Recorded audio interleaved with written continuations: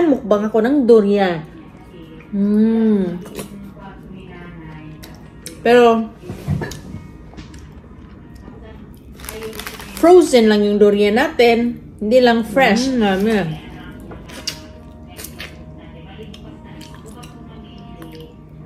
Biniyak ko na yung durian na nabili ko kagabi.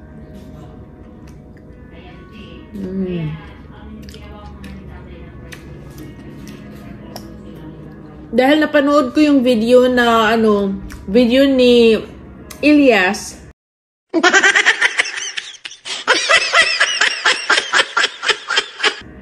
Kaya ito, nag-crave tuloy ako.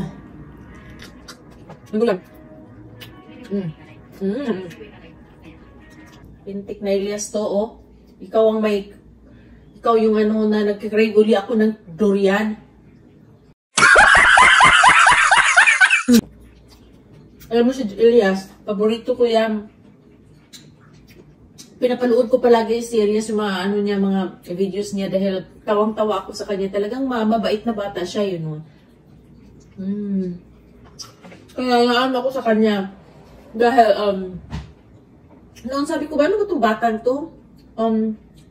Yung the way na dance moves niya, parang ko sa kanya, bakit ganun, bakit ganyan? Tapos, ang daming mga babaeng nagkandarapan. Dahil nag-trending na siya,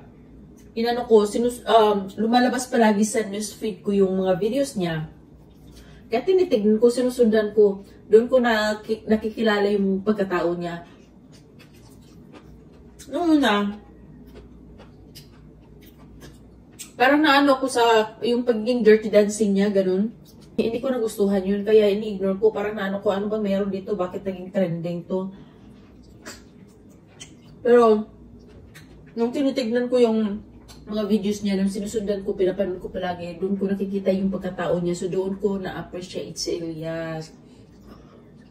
I admire him a lot dahil yun nga, sobrang napakabait niyang bata. And mapagmahal sa pamilya. Yun talaga yung mapagmahal sa pamilya, yun yung isa sa pinakaano na kung bakit i-bless palagi, kung bakit binibless ni Papa God yung mga ganong klaseng tao. Lalo na sa yung mga matatanda, yung mga lulot-lula. And then, masayahin pa na bata rin siya. Yung tawa niya, nakakahawa yung tawa niya, nakaka-good vibes talaga palagi yung tawa niya. Yung ohahay niya yung tawa.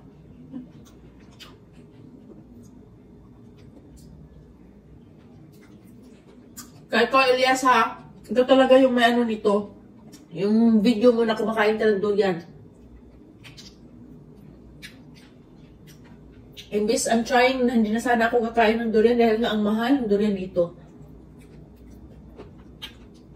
Ayun, lumalabas palagi sa ko, dumadaan palagi. Kaya nag-craving na naman ang si Amazing.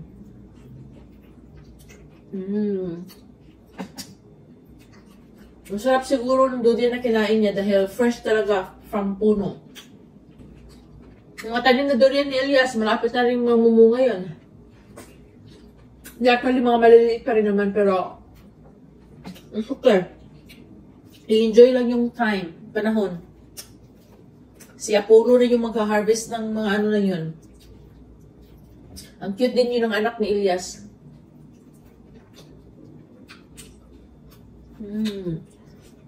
Kulot na kulot yung buhok. Pero Elias, matuto ka rin naman makiramdam sa asawa mo. Kahit na sabihin natin yung asawa mo ay okay lang sa kanya. Sa totoo siguro niyan, deep inside, okay lang sa kanya. Pero nasasaktan siya. Yung kapag may mga babaeng nag-aano sa'yo. Kaya, ikaw na mismo, pakaingatan mo yung pagkalalaki mo. Dahil ang daming mga babaeng gagat na ngayon, ayoko, ay Diyos ko. Ay nako, sinabi mo pa. Walang pakialam yun. Makuha lang ang pagkatao mo. Napakagwapo mo pa namang bata ka.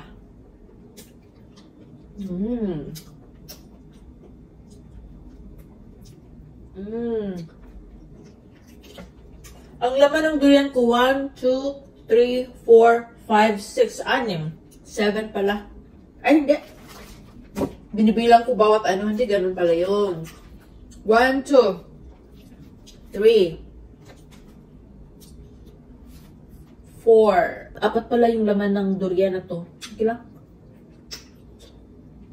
At least, craving satisfied. Frozen na lang. May ice dito, oh. Ice. Sarap sana nung ano nito.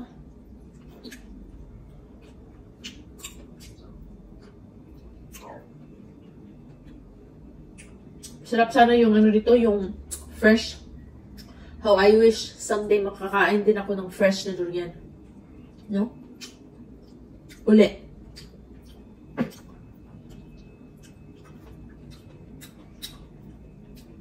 Masarap ng durian. Nakakain naman ako ng fresh na durian. Nung pumunta kami sa Dinagat Island, nakakain ako ng fresh na durian ng time na yun dahil yung pinsan ni Cyrus, nagdala talaga ng durian. Fresh from Cotabato. Taga ano sila? Taga Tupi, Cotabato. Last but not the least. Yummy, yummy.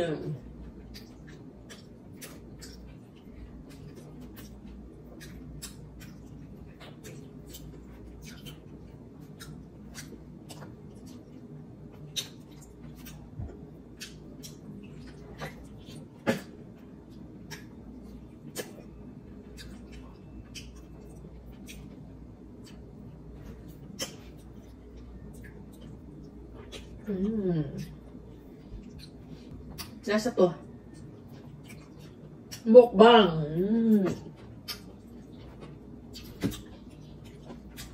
Ubos na.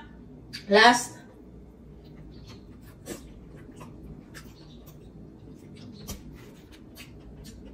That's it for today. Thank you, Elias, dahil pinaano mo na naman ako. Thank you, Elias, dahil sa video mo, talagang napamukbang rin ako ng durian.